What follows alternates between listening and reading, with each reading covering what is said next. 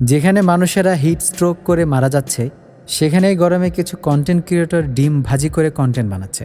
কেউ মাঠে, কেউ ঘাটে, আবার কেউ টিনের চালেও ডিম ভাজি করছে। বর্তমান কন্টেন্ট ক্রিয়েটরদের জ্ঞান যে এতটাই হ্রাস পেয়েছে তা কখনোই চিন্তাও করার মতো না। ট্রেন্ড ফলো করাই কন্টেন্ট ক্রিয়েটরদের কাজ। তাই বলে কি আল্লাহর দেওয়া এই গজবকেও ট্রেন্ড বানিয়ে কন্টেন্ট বানাতে হবে? রোদের তাপে ডিম ভাজা হয়ে গেছে, এটা এখন নতুন ট্রেন্ড। সেই ট্রেন্ড ঝড়েই ভিডিও বানানো থেকে বাদ গেল না কেউই। যদি কেউ ডিম ভাজি করতে না পারেন বা চুলার আগুন খুব ভয় পান, তাহলে আপনারা রোদের তাপে ডিম ভাজি করার ট্রেন্ডটা ফলো করতে পারেন। তবে রোদের তাপে যদি হাঁস মুরগির ডিমের মতো আপনি নিজেই ভাজি হয়ে যান, তখন কিন্তু আমাকে কিছু বলতে পারবেন না।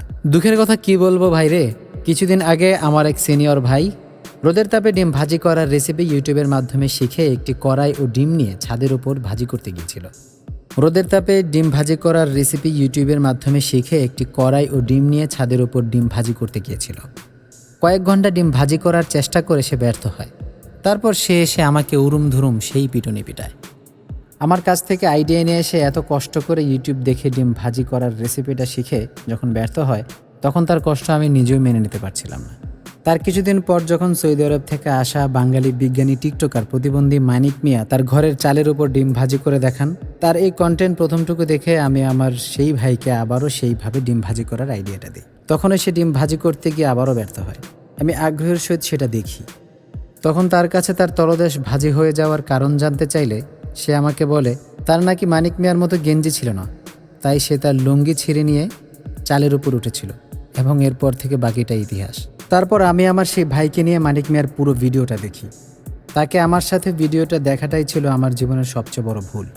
যাই হোক, ভিডিওর শেষে যখন মানিক মিয়া তার ডিম ভাজির সফলতার কারণ জানায়, তখন আমার অবস্থাও তার ডিমের মতো ইতিহাস করে দেয়।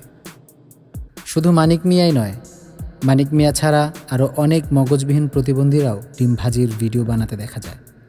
তবে আমার কাছে সবথেকে অবাক করার বিষয় হলো এটাই, কিছু মেয়েদের না হয় মগজটা মাথা থেকে হাঁটুতে নেমে আসছে, তাই তারা ছাদের উপর গিয়ে ডিম ভাজি করার চেষ্টা করছে।